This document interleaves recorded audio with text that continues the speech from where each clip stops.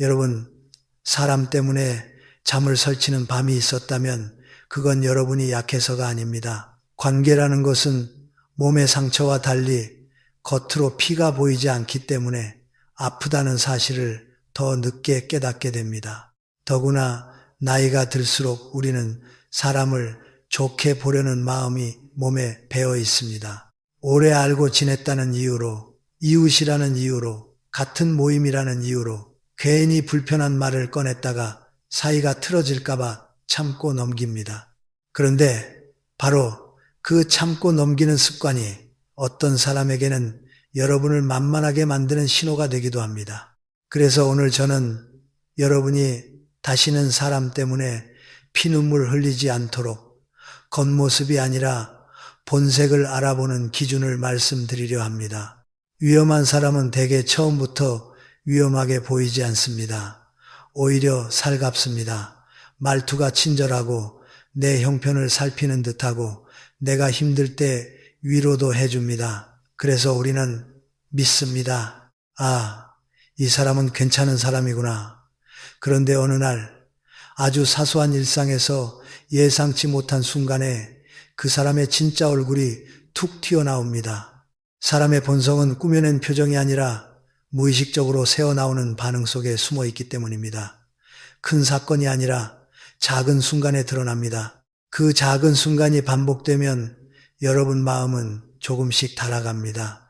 이상하게 불편하고 만나고 나면 지치고 집에 돌아와서도 생각이 끊기지 않습니다. 그런데도 우리는 스스로를 탓합니다. 내가 예민한가? 내가 너무 까다로운가? 아닙니다.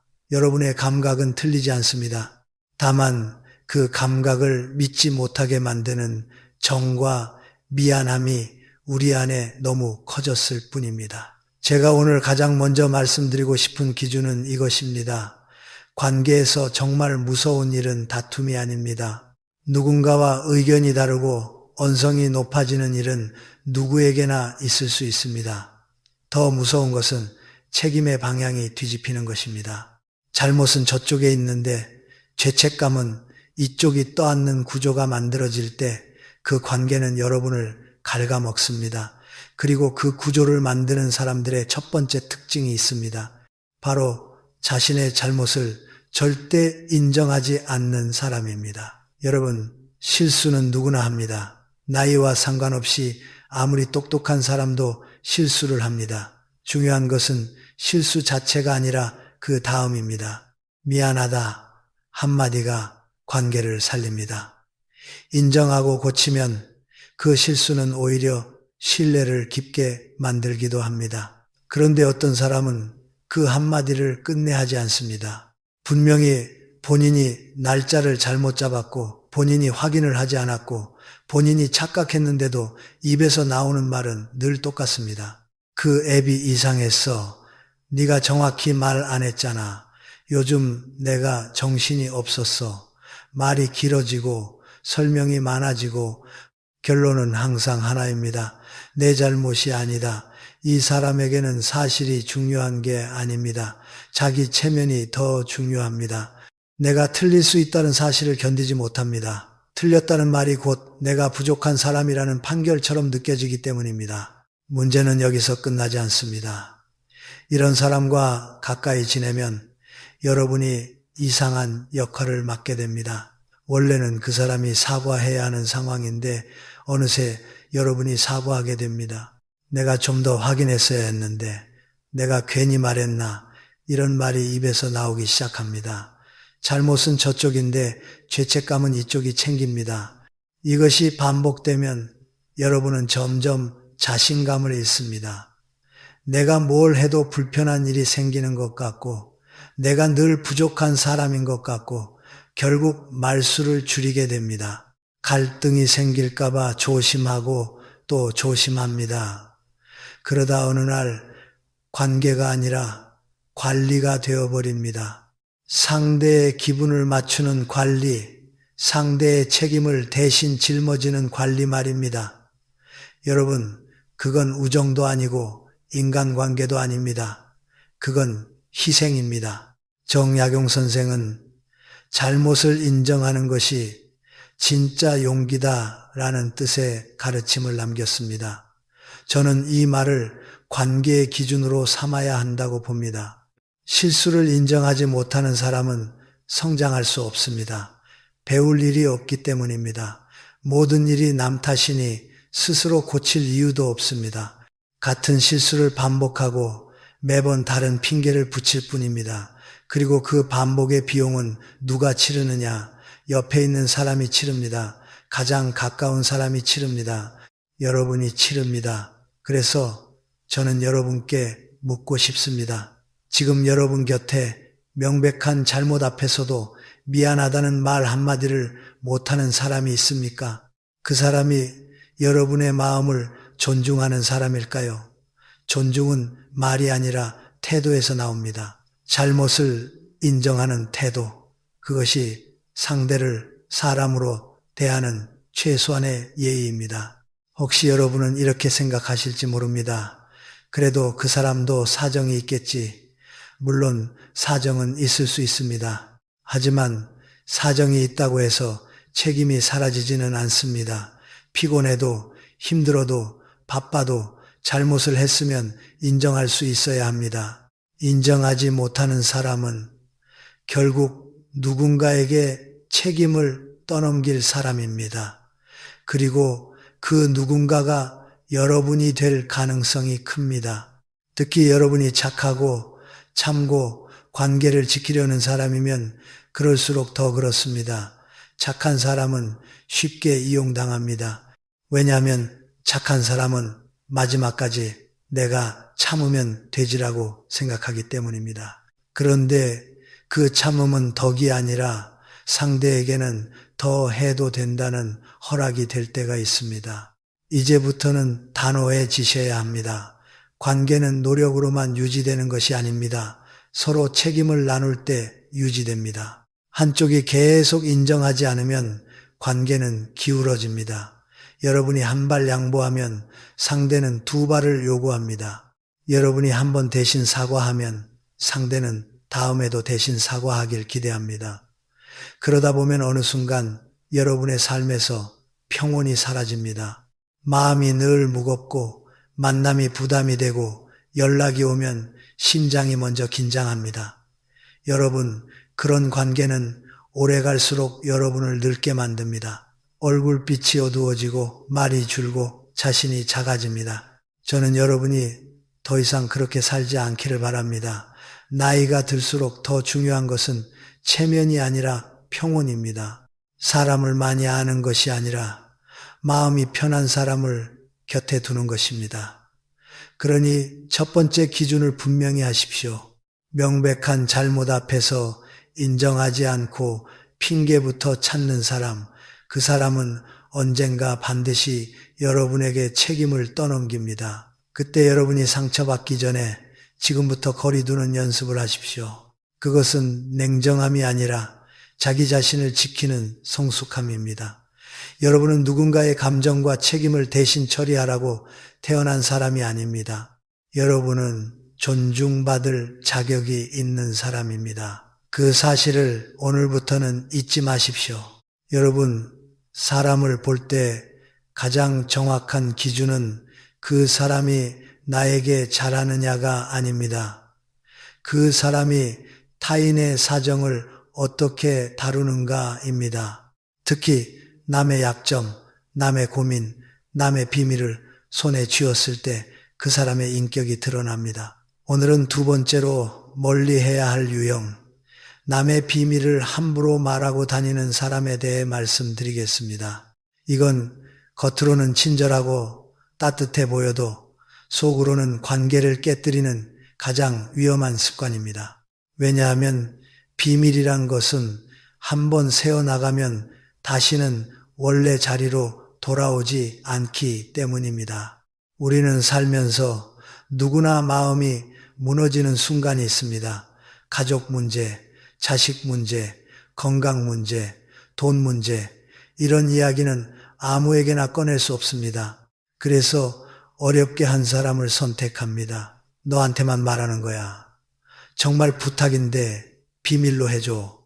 그 말 속에는 단순한 정보 전달이 아니라 신뢰를 맡기는 마음이 들어 있습니다. 그런데 어떤 사람은 그 신뢰를 관심을 끄는 재료로 바꿔버립니다. 아주 자연스럽게, 아주 가볍게요. 걱정돼서 조언을 구하려고, 나쁜 뜻이 아니라 이렇게 말하면서요. 하지만 여러분, 비밀을 흘리는 순간부터 이미 나쁜 뜻이 시작된 겁니다. 뜻이 나쁘냐 좋으냐가 중요한 게 아닙니다. 결과가 상대를 다치게 하면 그건 나쁜 행동입니다. 비밀을 퍼뜨리는 사람들의 특징이 하나 있습니다.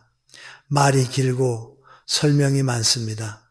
정작 중요한 핵심, 미안해는 빠져 있습니다. 한 명한테만 살짝 물어봤어 라고 하지만 며칠 후 보면 그 한 명이 둘이 되고 셋이 되고 어느새 동네 전체가 압니다. 그리고 그 과정에서 비밀은 변형됩니다. 원래는 명절 준비로 말다툼이 있었다가 며느리가 시어머니를 무시한다가 됩니다. 심지어 없던 말이 붙고 감정이 과장되고 누군가의 상상이 사실인 것처럼 굳어집니다. 이렇게 되면 가장 고통받는 사람은 누구입니까? 비밀을 털어놓은 당사자입니다. 마음이 무너져서 어렵게 꺼낸 이야기가 하루아침에 남의 입에서 가십이 되어 돌아오니까요. 왜 이런 일이 생길까요? 어떤 사람은 타인의 비밀을 지키는 것을 무거운 일로 느낍니다. 반면 어떤 사람은 타인의 비밀을 가벼운 소재로 느낍니다. 여기서 인간의 차이가 납니다. 비밀을 무겁게 여기는 사람은 상대의 마음을 먼저 생각합니다. 이 이야기는 그 사람에게 아픈 이야기다. 내가 지켜야 한다. 이렇게 느낍니다. 하지만 비밀을 가볍게 여기는 사람은 다르게 느낍니다. 이 이야기하면 사람들이 나를 주목하겠지. 내가 정보가 많은 사람으로 보이겠지. 결국 비밀은 그들에게 자기 존재감을 높이는 도구가 됩니다. 여러분이 꼭 기억하셔야 할 문장이 있습니다. 남의 비밀을 여러분에게 쉽게 말하는 사람은 여러분의 비밀도 쉽게 말합니다. 이것은 예외가 거의 없습니다. 처음에는 달콤하게 말합니다. 나는 너한테만 말하는 거야.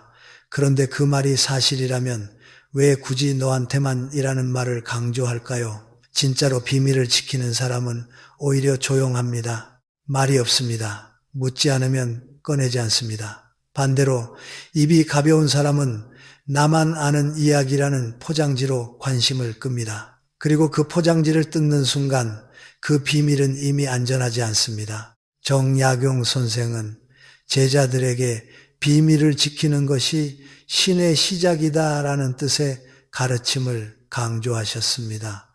저는 이 말을 인간관계의 핵심으로 봅니다. 신의 신의는 거창한 약속에서 생기는 게 아닙니다. 아주 작은 말 한마디를 지키는 데서 시작됩니다.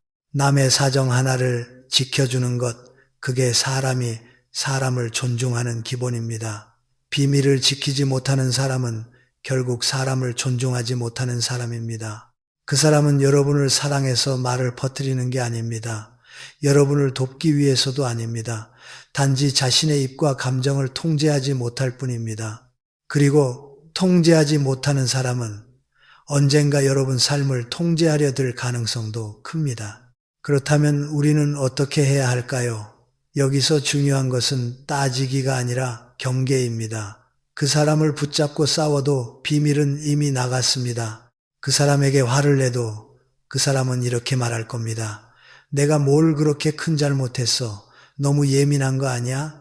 바로 이것이 문제입니다. 타인의 마음을 다치게 해놓고도 그 다침을 이해하지 못하는 사람이라는 증거입니다. 그러니 여러분이 할 일은 간단합니다. 마음을 닫으십시오. 정보를 주지 마십시오. 사적인 이야기를 줄이십시오. 거리를 두십시오.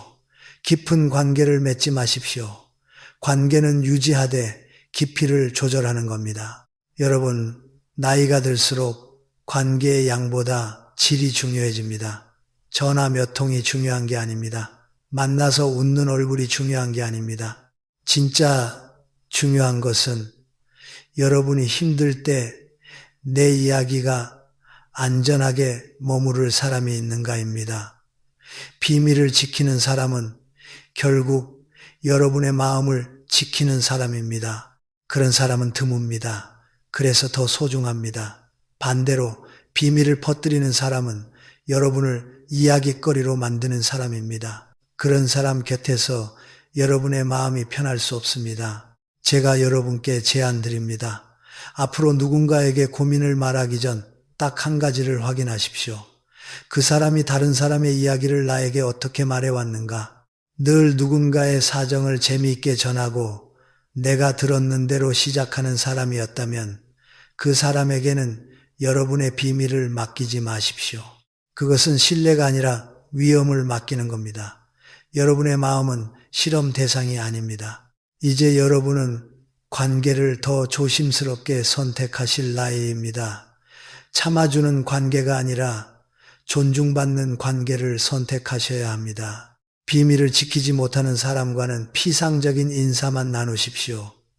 깊은 마음은 깊은 사람에게만 주십시오. 그게 여러분의 평온을 지키는 길입니다. 여러분, 인간관계에서 상처가 깊어지는 순간은 싸웠을 때가 아닙니다. 내가 마음을 꺼냈는데 그 마음이 제대로 도착하지 않았을 때입니다. 말을 했는데도 듣는 사람이 없는 느낌. 속상한 이야기를 했는데도 위로는커녕 내 이야기가 공중에서 사라져버리는 느낌. 그럴 때 사람은 묘하게 허탈해지고 더 외로워집니다. 오늘은 세 번째로 멀리해야 할 유형, 모든 대화를 자기 이야기로 끝내는 사람에 대해 말씀드리겠습니다. 이런 사람은 겉으로는 대화를 잘하는 것처럼 보입니다. 말도 많고 경험도 많은 듯하고 분위기도 띄웁니다. 그런데 여러분이 진짜 힘든 이야기를 꺼내는 순간 이상한 일이 벌어집니다. 여러분의 이야기가 시작되자마자 그 사람의 입에서 이런 말이 나옵니다. 아, 그거 나도 말이야. 그리고 곧바로 방향이 바뀝니다. 내가 더 심했어. 나는 이렇게 해결했어. 여러분이 혈압이 걱정된다고 하면 그 사람은 양파즙 이야기를 20분 합니다. 여러분이 가족 문제로 마음이 무겁다고 하면 그 사람은 자기 자식 이야기로 넘어갑니다. 여러분은 분명 내 마음을 말했는데 결국 그 사람의 무대가 됩니다. 여기서 핵심은 말의 양이 아닙니다. 관심의 방향입니다. 대화는 두 사람이 함께 만들어야 합니다. 그런데 어떤 사람은 대화를 상대의 마음을 만나는 자리가 아니라 자기를 드러내는 자리로만 씁니다. 그러면 여러분은 어떻게 됩니까? 점점 말이 줄어듭니다. 어차피 말해봤자 끊길 거라 합니다. 어차피 말해봤자 나도로 덮일 거라 합니다. 결국 여러분은 듣는 사람, 맞장구 치는 사람, 고개 끄덕이는 사람으로 굳어집니다. 그리고 집에 돌아오면 더 공허해집니다. 친구를 만났는데도 마음이 채워지지 않았기 때문입니다. 오히려 내가 왜 만났지? 라는 생각이 들고 만남이 부담이 됩니다. 왜 이런 사람이 생길까요? 이런 사람들은 대개 공감이 부족합니다. 공감이란 상대의 감정을 따라가며 지금 당신이 힘들겠구나를 느끼는 능력입니다. 그런데 공감이 부족한 사람은 상대의 감정을 느끼지 못하고 정보를 처리만 합니다. 혈압이 높다? 그러면 해결책을 말해야지 이렇게 생각합니다. 그래서 위로 대신 처방을 내놓고 질문 대신 자기 경험을 늘어놓습니다. 문제는 여러분이 원하는 것이 해결책이 아닐 때가 많다는 겁니다. 사람은 종종 해결보다 이해가 필요합니다. 그래, 많이 걱정됐겠구나. 그 마음이 힘들었겠다. 이 한마디가 사람을 살립니다. 그런데 자기 이야기로 끝내는 사람은 그 한마디를 못합니다. 아니, 그 한마디의 가치를 모릅니다. 더 무서운 특징이 있습니다. 이런 사람들은 대화를 경쟁으로 만들어버립니다. 여러분이 무릎이 아프다 하면 나는 더 아파로 갑니다. 여러분이 요즘 힘들다 하면 나도 옛날에 더 힘들었어가 됩니다. 여러분의 기쁨도 마찬가지입니다. 좋은 일이 있었다 하면 나는 더 큰 일이 있었어로 덮어버립니다. 그러면 여러분은 어떤 감정을 배우게 됩니까? 기쁨도 말하지 못하고 슬픔도 말하지 못합니다. 결국 그 사람 앞에서 여러분의 감정은 점점 숨게됩니다.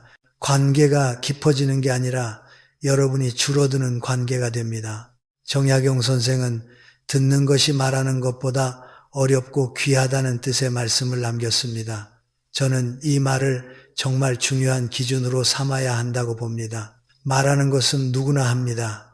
하지만 들어주는 것은 아무나 못합니다. 들어준다는 것은 상대의 말이 끝날 때까지 기다리는 인내이고 상대의 감정을 존중하는 태도이며 내가 지금 더 말하고 싶은 욕구를 잠시 내려놓는 절제입니다. 이 절제가 없는 사람은 결국 관계에서 상대를 사람으로 만나지 못하고 내가 비추는 거울로만 사용하게 됩니다. 여러분, 한번 이렇게 생각해 보십시오.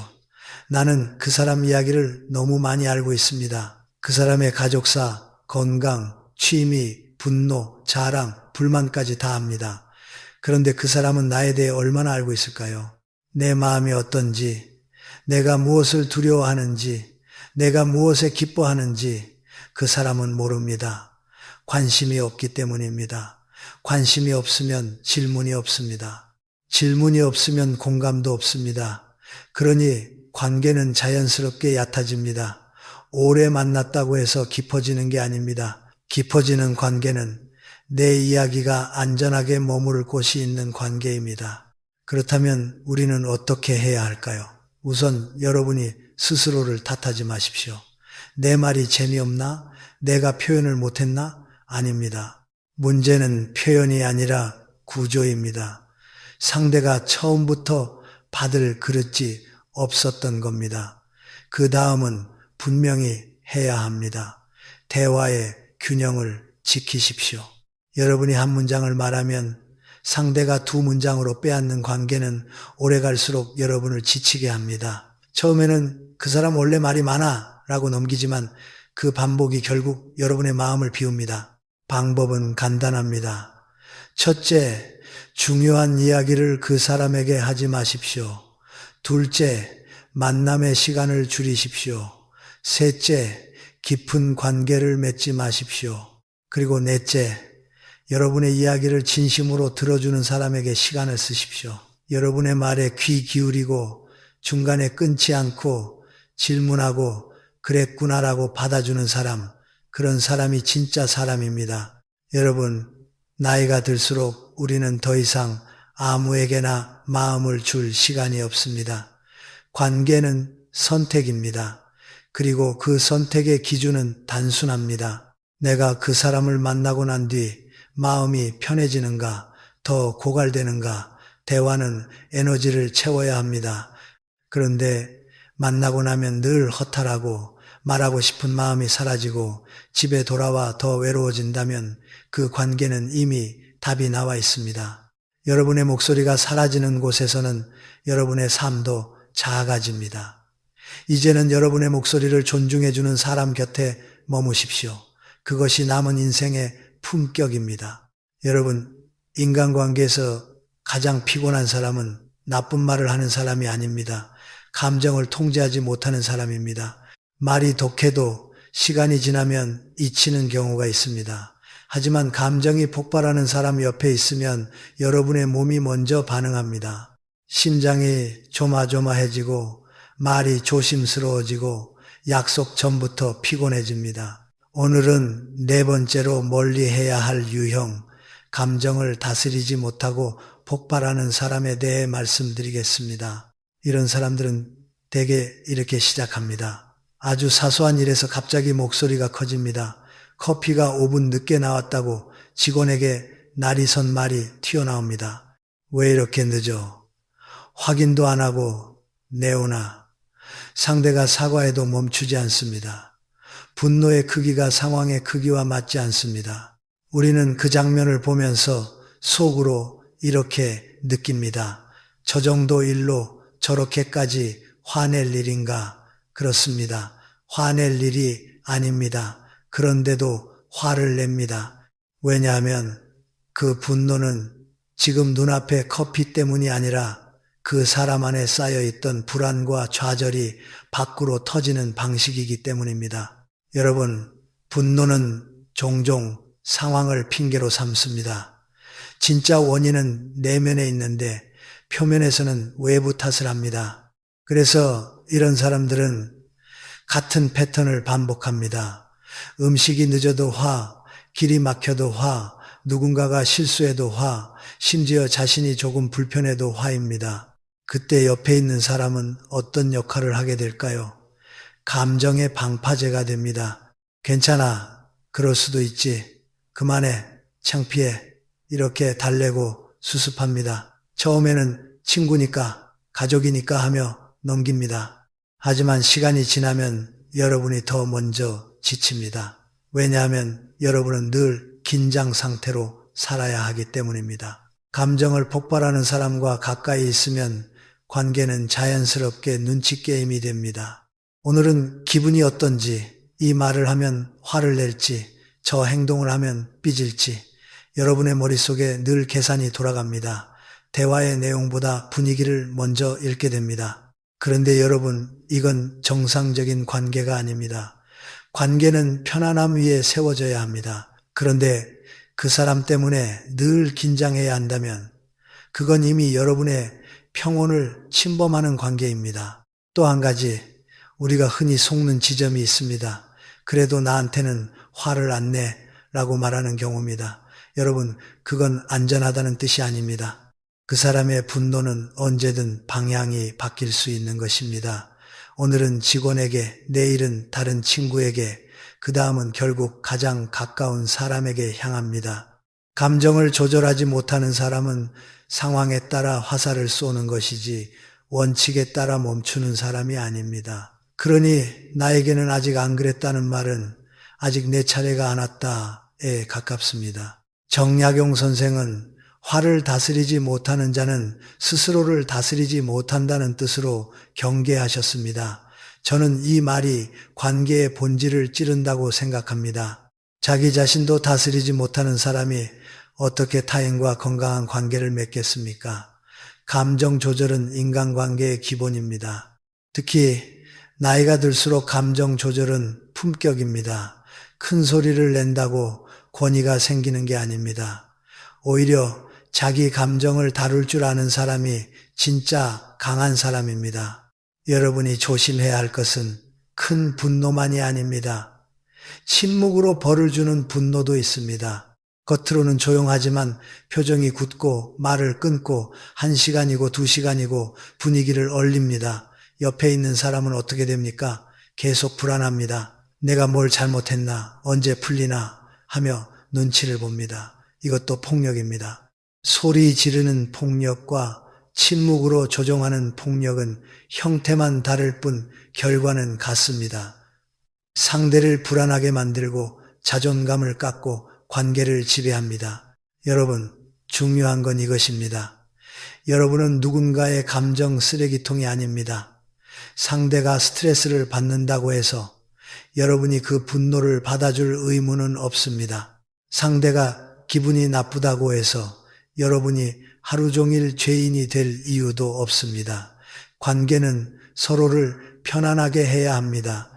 그런데 한쪽이 감정을 폭발하거나 침묵으로 벌을 주며 상대를 흔든다면 그 관계는 이미 건강하지 않습니다. 그럼 우리는 어떻게 해야 할까요? 먼저 여러분 스스로의 기준을 세우셔야 합니다. 나는 소리 지르는 사람과는 오래 못 지낸다. 나는 침묵으로 상대를 벌주는 사람과는 깊게 관계 맺지 않는다. 이 기준을 마음속에 분명히 두십시오. 그리고 두 번째, 그 사람이 감정을 폭발할 때 여러분이 수습 역할을 자동으로 맡지 마십시오. 물론 당장 그 자리에서 분위기를 살려야 하는 상황도 있을 수 있습니다. 하지만 반복적으로 여러분이 수습하면 그 사람은 더 쉽게 폭발합니다. 어차피 누군가가 정리해 주니까라는 학습이 생기기 때문입니다. 세 번째, 가능하면 거리를 두십시오. 시간과 만남의 빈도를 조절하십시오. 여러분의 삶에는 평온이 필요합니다. 우리는 남은 인생에서 더 이상 긴장 속에 살 이유가 없습니다. 늘 눈치 보며 만나는 관계보다 혼자 편안한 시간이 훨씬 낫습니다. 혼자가 외로운 게 아니라 불안한 관계가 사람을 더 외롭게 만듭니다. 여러분, 관계는 결국 삶의 온도를 결정합니다. 누군가와 만나고 난 뒤 마음이 따뜻해지는가 아니면 오히려 얼어붙는가. 감정을 통제하지 못하는 사람은 주변의 온도를 낮춥니다. 그 옆에 있으면 여러분도 점점 차가워지고 지치고 조심스러워집니다. 그러니 이제는 여러분의 평온을 우선하십시오. 평온은 사치가 아니라 인생의 마지막까지 지켜야 할 가장 중요한 자산입니다. 감정 폭발로 여러분의 하루를 망치는 사람과는 거리를 두십시오. 여러분의 마음을 지키십시오. 여러분, 사람을 판단할 때 우리는 흔히 큰 자리에서 어떻게 행동하느냐를 봅니다. 직장에서 성과를 내는지, 모임에서 리더를 잘하는지, 말이 조리 있는지. 그런데 진짜 본성은 큰 자리보다 아주 작은 자리에서 더 선명하게 드러납니다. 왜냐하면 큰 자리에서는 누구나 보이는 눈을 의식하기 때문입니다. 반면 작은 자리에서는 방심합니다. 그래서 오늘은 5번째로 멀리 해야 할 유형, 사소한 역할만 맡아도 갑자기 군림하려 드는 사람을 말씀드리겠습니다. 이 유형은 처음엔 추진력 있다, 야무지다로 포장되지만 시간이 지나면 주변 사람을 숨막히게 만듭니다. 처음에는 고맙게 시작됩니다. 누군가 귀찮은 일을 맡겠다고 나섭니다. 회비관리, 단톡방 공지, 일정 조율, 엑셀 정리. 사실 이런 일은 다들 하기 싫어합니다. 누군가 해주면 편합니다. 그래서 우리는 칭찬합니다. 아유, 고맙다. 덕분에 편하다. 그런데 문제는 그 다음 달부터 시작됩니다. 맡은 일의 범위를 넘어섭니다. 관리가 통제가 되고 도움은 지배로 변합니다. 누가 의견을 내면 그건 제가 판단할게요 라고 말합니다. 투표로 정하자는 말에는 표정을 굳힙니다. 자기 허락 없이는 아무것도 못하게 만듭니다. 회비 관리자였는데 어느새 회장처럼 행동합니다. 여러분, 이 변화가 왜 무섭냐 하면 그 사람이 진짜 권력을 가진 것도 아닌데도 이렇게 변한다는 점입니다. 이런 사람들의 내면에는 흔히 공통점이 있습니다. 작은 고난으로도 자신을 크게 느끼고 싶은 욕구가 큽니다. 평소에는 자존감이 불안정합니다. 스스로를 믿지 못합니다. 그러니 남을 통제함으로써 자기 가치를 확인하려 합니다. 내가 결정권자야. 내 말이 기준이야.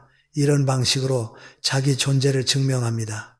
겉으로는 단호함처럼 보일 수 있지만 본질은 단호함이 아니라 열등감의 보상 행동입니다. 내가 약하다는 느낌을 지우기 위해 누군가를 아래로 두고 싶은 겁니다. 여러분이 여기서 반드시 알아야 할 것은 이 유형이 가진 가장 위험한 습관입니다.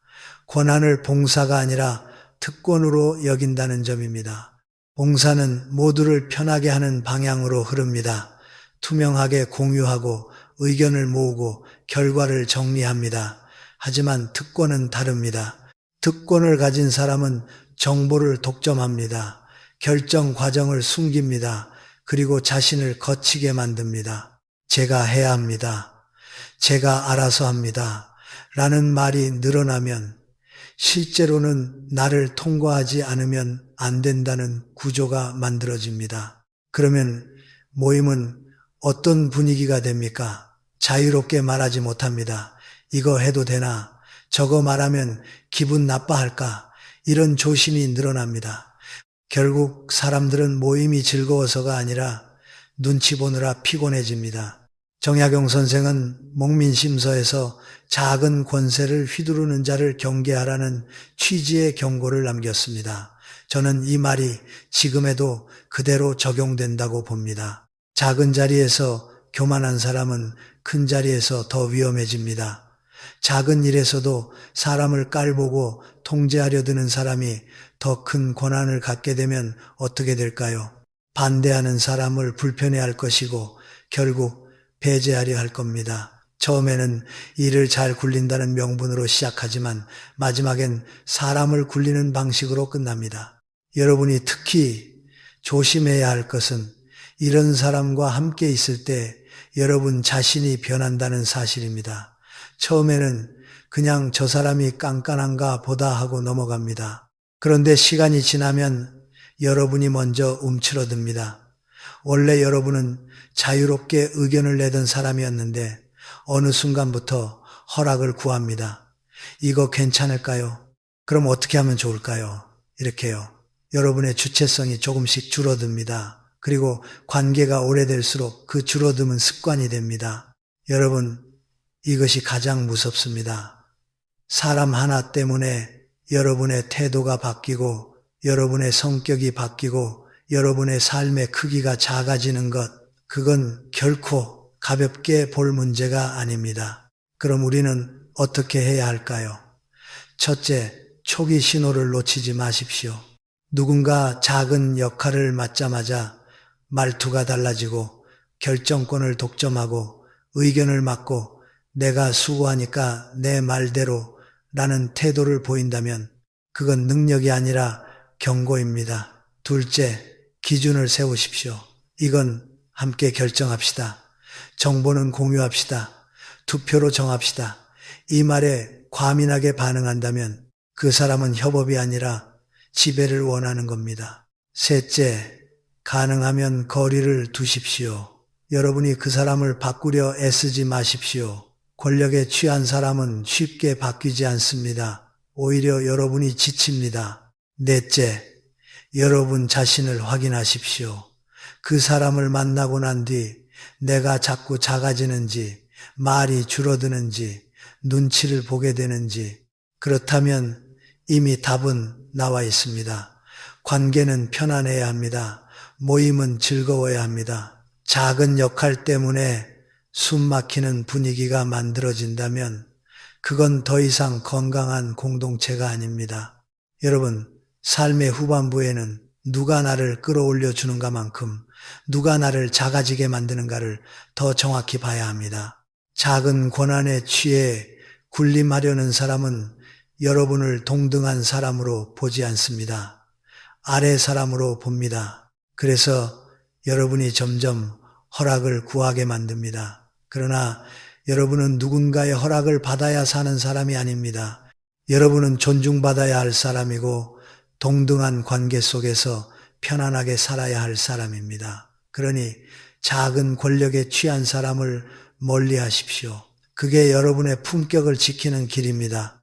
여러분, 사람의 인격을 가장 정확히 보여주는 장면이 있습니다. 그 사람이 나에게 어떻게 하느냐가 아닙니다. 자기보다 약한 사람에게 어떻게 하느냐입니다. 오늘은 6번째로 멀리 해야 할 유형, 상대의 위치에 따라 태도가 180도 바뀌는 사람에 대해 말씀드리겠습니다.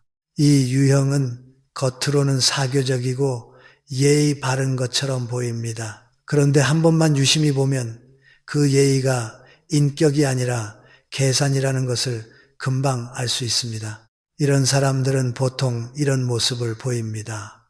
식당에서 직원이 메뉴판을 가져오는데도 눈을 마주치지 않습니다. 물 먼저 가져와요.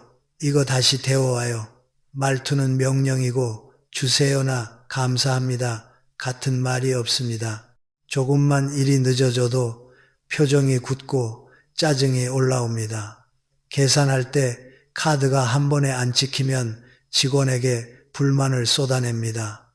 옆에 있는 사람은 민망합니다. 상황이 크지 않은데도 분위기가 험해집니다. 그런데 더 소름 돋는 장면은 그 다음에 나옵니다. 우연히 그 장소에서 윗사람으로 보이는 누군가를 만나는 순간 그 사람의 얼굴이 바뀝니다. 목소리가 부드러워지고 미소가 환해지고 고개를 깊이 숙입니다. 조금 전까지 직원에게 날카롭던 사람이 맞나 싶을 정도입니다. 여러분, 이 변화는 단순한 예의가 아닙니다. 예의는 누구에게나 같습니다. 진짜 예의는 상황에 따라 바뀌지 않습니다. 그런데 태도가 바뀌는 사람은 관계를 사람 대 사람으로 보지 않습니다. 관계를 위아래로 나눕니다. 도움이 되는 사람인가, 도움이 안 되는 사람인가, 내게 이익이 되는 사람인가, 이익이 없는 사람인가. 그래서 높은 사람 앞에서는 극진하게 굽신거리고 약한 사람 앞에서는 거칠어집니다. 이건 성격 문제가 아닙니다. 세계관의 문제입니다. 사람을 존재로 보지 않고 도구로 봅니다. 이런 사람의 내면에는 대개 강한 불안이 있습니다. 자기 자리에 대한 불안, 인정받지 못할까 하는 불안, 남보다 뒤처질까 하는 불안. 그래서 그 불안을 잠재우는 방법으로 서열 확인을 합니다. 높은 사람 앞에서는 자신을 낮추며 안전을 확보하고 낮은 사람 앞에서는 상대를 낮추며 자신이 위에 있음을 확인합니다. 결국 그 사람이 하는 행동은 예의가 아니라 자기 불안을 진정시키는 의식입니다. 그런데 그 의식의 비용은 누구가 치릅니까? 약한 사람이 치르고 옆에 있는 사람이 치릅니다. 분위기가 망가지고 관계가 불편해지고 결국 여러분까지 긴장하게 됩니다. 여러분이 이 유형을 특히 경계해야 하는 이유가 있습니다. 이 사람은 지금은 여러분에게 친절할 수 있습니다. 왜냐하면 지금 여러분이 괜찮은 위치에 있고 도움이 될 수 있는 사람으로 보이기 때문입니다. 하지만 여러분이 힘들어지는 순간, 여러분이 더 이상 쓸모가 없다고 판단되는 순간 태도는 바뀝니다. 지금의 친절은 인격에서 나온 것이 아니라 조건에서 나온 것이기 때문입니다.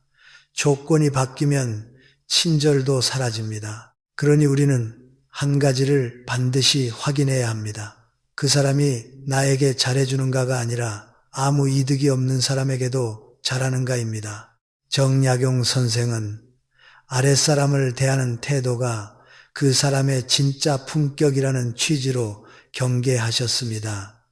저는 이 말을 매우 실용적인 기준으로 삼으라고 권하고 싶습니다. 높은 사람 앞에서 예의 바른 건 쉽습니다. 칭찬도 받을 수 있고 얻을 것도 있습니다. 하지만 아무런 이익이 없는 사람에게도 같은 존중을 보이는 것은 어렵습니다. 그래서 바로 거기서 인격이 드러납니다. 식당 직원, 청소하시는 분, 경비원, 택배기사, 콜센터 상담원, 이런 분들에게 무례한 사람은 여러분에게도 결국 무례해질 사람입니다. 처음엔 여러분에게만 예외로 친절할 수 있습니다. 그러나 그건 예외가 아니라 기간 한정 서비스입니다. 여러분, 이런 사람과 오래 지내면 여러분도 상처를 입지만 더 무서운 건 여러분의 가치관이 흔들린다는 겁니다. 세상은 원래 그래. 강한 사람이 이기는 거야. 이런 말이 입에 붙기 시작합니다. 그리고 어느 순간 여러분도 누군가에게 무례해질 수 있습니다. 인간은 옆에 있는 사람의 온도를 닮아가기 때문입니다. 그래서 우리는 단지 나에게 피해를 주는가만 보지 말고 내가 어떤 사람이 되게 만드는가를 봐야 합니다. 약자를 무시하는 사람 곁에 있으면 여러분의 마음도 거칠어지고 삶이 피곤해집니다. 그럼 우리는 어떻게 해야 할까요? 첫째, 관찰하십시오. 여러분 앞에서는 친절한데 다른 사람 앞에서는 무례한지, 특히 서비스 노동자나 약한 위치에 있는 사람 앞에서 말투가 거칠어지는지, 둘째, 그 장면을 보고도 원래 성격이 급해서 라고 합리화하지 마십시오. 성격이 급해도 예의는 지킬 수 있습니다. 급함은 변명이지 이유가 아닙니다. 셋째, 그런 장면이 반복된다면 관계의 깊이를 조절하십시오. 깊게 엮이지 마십시오. 함께 여행, 돈 거래, 공동 프로젝트 같은 얽힘을 만들지 마십시오. 이런 사람과 얽히면 여러분이 불리해지는 순간 태도가 바뀌며 더 크게 다칠 수 있습니다. 여러분, 나이가 들수록 우리는 더 분명한 기준이 필요합니다. 사람의 품격은 학력이나 직함이 아니라 약자를 대하는 방식에 있습니다. 여러분을 진짜로 존중하는 사람은 여러분 앞에서만 예의 바른 사람이 아닙니다. 누구에게나 같은 존중을 보입니다. 그런 사람과 함께 있을 때 여러분의 마음도 안전합니다. 반대로 위치에 따라 태도가 바뀌는 사람은 관계를 사람으로 맺는 게 아니라 계산으로 맺습니다. 계산으로 맺어진 관계는 계산이 끝나면 끝납니다. 그러니 지금이 그 사람을 볼 때입니다. 말이 아니라 장면을 보십시오. 약자 앞에서 드러나는 태도, 그게 그 사람의 진짜 얼굴입니다. 여러분, 사람의 진심은 잘해줄 때보다 거절했을 때 더 선명하게 드러납니다. 기분 좋을 때 친절한 건 어렵지 않습니다. 문제는 상대가 원하는 대로 되지 않을 때입니다. 그 순간에도 존중이 유지되는가 아니면 태도가 확 바뀌는가. 오늘은 7번째로 멀리 해야 할 유형, 부탁을 거절하면 태도가 돌변하는 사람에 대해 말씀드리겠습니다. 이 유형은 처음에는 천사처럼 다가옵니다. 하지만 끝은 늘 같습니다. 거래였다는 것이 드러납니다. 어떤 사람이 꾸준히 여러분을 챙깁니다. 안부를 묻고 과일을 가져오고 반찬도 나눠주고 혼자 있으면 심심하지 않냐고 마음까지 써줍니다. 여러분은 고맙습니다. 이렇게까지 안 해도 된다고 말해도 그 사람은 웃으며 말합니다. 좋아서 하는 거야. 이 말이 참 따뜻하게 들립니다. 그래서 우리는 믿습니다. 이 사람은 정말 정이 많은 사람이구나. 그런데 시간이 지나 그 사람이 조심스럽게 한 가지를 꺼냅니다.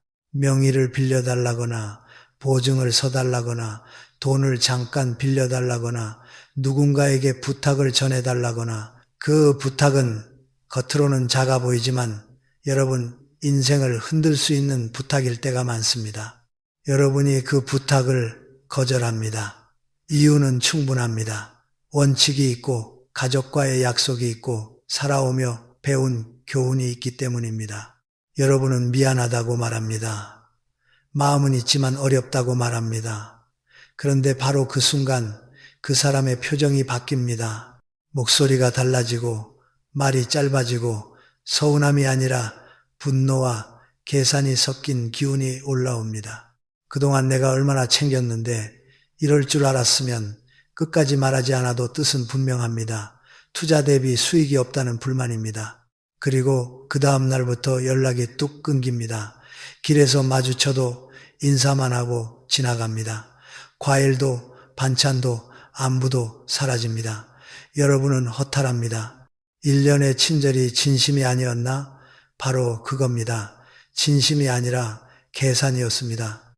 여러분, 이 유형이 가장 무서운 이유는 친절이 미끼로 쓰인다는 점입니다. 친절 자체는 좋은 것입니다.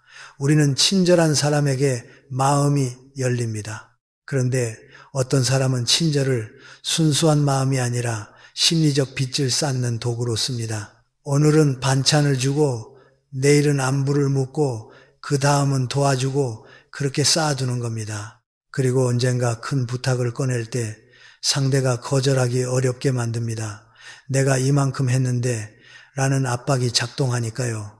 이것은 관계가 아닙니다. 거래입니다. 거래는 항상 계산서를 요구합니다. 정약용 선생은 진짜 관계는 이익이 아니라 마음으로 맺어진다는 취지로 말씀하셨습니다. 저는 이 말을 여러분이 뼛속에 새기셨으면 합니다. 마음으로 맺어진 관계는 여러분이 거절해도 무너지지 않습니다. 오히려 이해합니다. 그럴 수도 있지. 내 사정이 있겠지. 하며 관계는 그대로 유지됩니다. 왜냐하면 그 관계의 목적이 얻어내기가 아니라 함께하기이기 때문입니다. 하지만 거래로 맺어진 관계는 다릅니다. 이익이 안 되면 끝입니다. 거절은 곧 손해로 해석되고 손해가 확정되면 철수합니다. 그래서 거절 한 번에 태도가 달라집니다. 여러분이 여기서 절대 속지 말아야 할 말이 있습니다. 명의만 빌리는 거야. 보증만 서주면 돼. 절대 피해 안 가. 이런 말입니다. 인생에서 가장 위험한 부탁은 늘 간단하다는 얼굴을 하고 옵니다. 정말 간단했다면 왜 그 사람이 스스로 하지 못할까요? 왜 굳이 여러분이 필요할까요? 부탁이라는 건 결국 자기 부담을 남에게 옮기는 행위입니다. 특히 보증, 명의, 돈, 이 세 가지는 인간관계에서 가장 많은 비극을 만들었습니다. 그리고 그 비극은 대개 너는 믿을만해서 라는 칭찬으로 포장되어 시작됩니다. 여러분, 믿는 것과 위험을 떠안는 것은 다릅니다. 그렇다면 우리는 어떻게 해야 할까요? 첫째, 거절을 두려워하지 마십시오. 거절은 죄가 아닙니다. 거절은 여러분의 경계를 세우는 행위입니다. 경계가 없는 사람은 결국 이용당합니다. 둘째, 거절했을 때 상대가 보여주는 태도를 기록하십시오. 거절 후에도 존중이 유지되면 그 사람은 사람입니다. 하지만 거절 후에 냉담해지고 비난하고 관계를 끊으면 그 사람은 처음부터 목적을 가지고 접근한 것입니다. 그럴 때 여러분이 해야 할 일은 붙잡는 게 아니라 보내주는 것입니다. 떠나는 사람을 붙잡으면 다음 요구가 더 커집니다. 셋째, 여러분 자신의 마음을 지키십시오. 내가 너무 냉정했나? 내가 미안한가? 이런 죄책감을 느끼게 만드는 것 자체가 그 사람의 전략일 때가 많습니다. 죄책감은 여러분을 약하게 만들고 약해진 마음은 결국 이번 한 번만을 허락하게 만듭니다. 그리고 이번 한 번이 두 번이 되고 세 번이 됩니다. 그러다 큰 사고가 납니다. 여러분이 거절을 지켰다면 이미 여러분은 지혜로운 선택을 하신 겁니다. 죄책감이 아니라 안도감을 느끼셔야 합니다. 다행이다. 지금 알아서. 마지막으로 이 이야기를 꼭 드리고 싶습니다. 사람을 알아보는 것은 평안할 때가 아니라 어려울 때입니다. 손해를 봤을 때, 거절당했을 때, 기대가 깨졌을 때, 그때 본성이 나옵니다. 기분 좋을 때 나오는 웃음은 누구나 할 수 있습니다. 하지만 기대가 꺾였을 때에도 존중을 지키는 사람, 그 사람이 진짜 사람입니다. 여러분은 누군가의 목적이 아닙니다. 여러분은 그 자체로 소중한 사람입니다. 거절 한 번에 사라지는 사람은 애초에 여러분을 사람으로 보지 않았던 겁니다. 그러니 미련 두지 마십시오.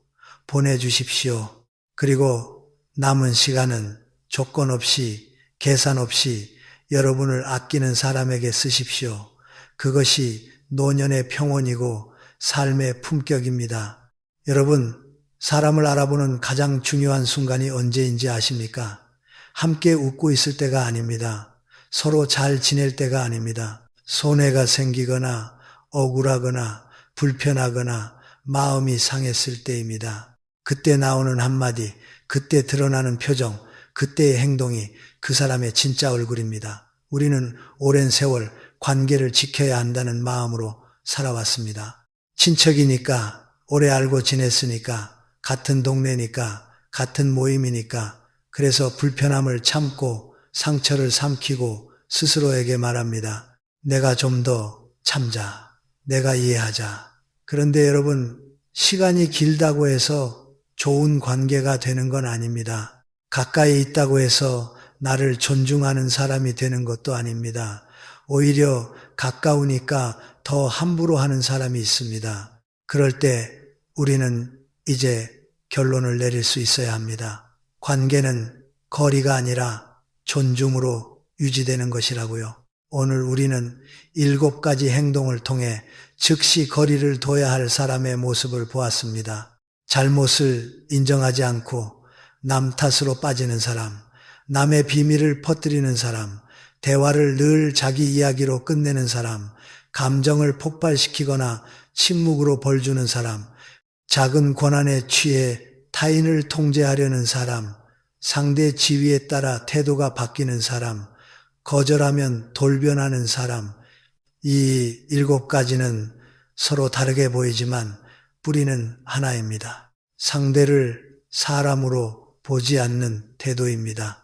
상대의 마음과 존엄을 존중하지 않고 필요와 감정만 앞세우는 태도입니다. 그래서 그들 곁에 있으면 여러분은 점점 작아집니다. 말이 줄고 눈치를 보고 책임을 대신 지고 마음이 달아갑니다. 여러분, 여기서 한 가지를 분명히 해야 합니다. 이런 사람들과 거리를 두는 것은 나쁜 행동이 아닙니다. 내가 너무 냉정한가? 내가 너무 예민한가? 라고 자신을 의심하지 마십시오. 오히려 그것은 나 자신을 사랑하고 보호하려는 책임감 있는 행동입니다. 우리는 젊을 때 관계를 넓히는 데 에너지를 씁니다. 하지만 나이가 들수록 관계를 줄이고 다듬는 데 지혜를 씁니다. 관계의 숫자를 늘리는 것이 인생의 목표가 아닙니다. 마음이 편한 관계, 신뢰가 있는 관계, 존중이 오가는 관계를 남기는 것이 목표입니다. 그러니 이제는 좋은 사람을 찾는 것만큼이나 나를 함부로 대하는 사람 곁에 머물지 않는 것이 중요합니다. 여러분, 마음 한구석에서 이상하다고 느껴지는 기운이 있을 때가 있습니다. 겉으로는 괜찮은데 만나고 나면 피곤합니다. 말로는 친절한데 결정적인 순간에 나를 흔듭니다. 그때 우리는 스스로를 설득합니다. 내가 예민해서 그래. 저 사람도 사정이 있겠지. 오래 봐온 사이인데. 하지만 여러분, 그 불편함은 대개 틀리지 않습니다. 그 불편함은 여러분이 오랜 세월 살아오며 쌓아온 감각입니다. 삶의 경험이 만들어낸 경보입니다. 그 경보를 무시하면 결국 더 큰 대가를 치르게 됩니다. 그러니 이제는 그 불편함을 존중하십시오. 내가 예민한 게 아니라 내 마음이 지금 위험을 느끼는구나. 이렇게 받아들이십시오. 그렇다면 현실적으로 우리는 어떻게 해야 할까요? 저는 세 가지를 권하겠습니다. 첫째, 거리의 종류를 구분하십시오. 완전히 끊어야 할 사람도 있지만 끊을 수 없다면 깊이를 조절해야 합니다. 같은 동네, 같은 친척, 같은 모임이라면 인사와 예의만 남기고 마음을 닫는 방식으로 거리를 둘 수 있습니다. 둘째, 정보를 줄이십시오. 비밀을 퍼뜨리는 사람, 이용하려는 사람에게는 내 사정을 자세히 말하지 마십시오. 말이 줄면 약점이 줄고 약점이 줄면 흔들림이 줄어듭니다. 셋째, 경계선을 말로 세우는 연습을 하십시오. 그건 어렵습니다. 그건 제 원칙입니다. 여기까지 하겠습니다. 짧고 단정하게. 설명을 길게 하면 흔들립니다. 원칙을 길게 말하면 공격받을 틈이 생깁니다. 단정함은 무례가 아닙니다. 단정함은 나를 지키는 언어입니다. 그리고 한 가지 더, 여러분이 반드시 가져야 할 마음이 있습니다. 외로움을 두려워하지 마십시오. 많은 분들이 사람을 끊으면 외롭다고 말합니다. 하지만 여러분, 외로움은 사람의 숫자로 해결되지 않습니다. 불안한 관계 속에 있어도 외롭습니다. 내 마음이 존중받지 못하면 사람들 가운데 있어도 외롭습니다. 반대로 관계가 적어도 마음이 안전하면 삶은 훨씬 편안합니다. 나이가 들수록 필요한 것은 화려한 인간관계가 아니라 마음의 평온입니다. 평온은 누군가가 주는 게 아니라 여러분이 선택해서 지키는 것입니다. 정약용 선생은 유배지에서 사람을 보는 기준을 남겼습니다. 사람의 진짜 얼굴은 기분 좋을 때 나오지 않고 불편할 때 나온다는 뜻입니다. 저는 그 말씀을 이렇게 바꾸어 드리고 싶습니다. 사람은 당신이 거절했을 때, 당신이 약해졌을 때, 당신이 손해를 봤을 때 드러난다. 그러니 여러분이 사람을 볼 때는 그 사람이 여러분에게 잘해주는 순간만 보지 마십시오. 다른 사람에게, 특히 약한 사람에게 어떻게 하는지 보십시오. 그리고 여러분이 원칙을 지켰을 때 그 사람이 어떻게 반응하는지 보십시오. 그 장면이 그 사람의 본질입니다. 여러분, 이제 마지막으로 이 한마디는 꼭 기억하셨으면 합니다. 여러분은 존중받을 자격이 있습니다. 60년, 70년을 살아오며 여러분은 충분히 애쓰셨습니다. 가족을 위해, 자식을 위해, 조직을 위해, 관계를 위해 참아왔습니다. 이제는 여러분 자신을 먼저 생각하셔도 됩니다. 여러분을 힘들게 하는 사람에게 더 이상 마음을 쓰지 않아도 됩니다. 그건 이기적인 것이 아니라 너무 늦게 배운 지혜입니다.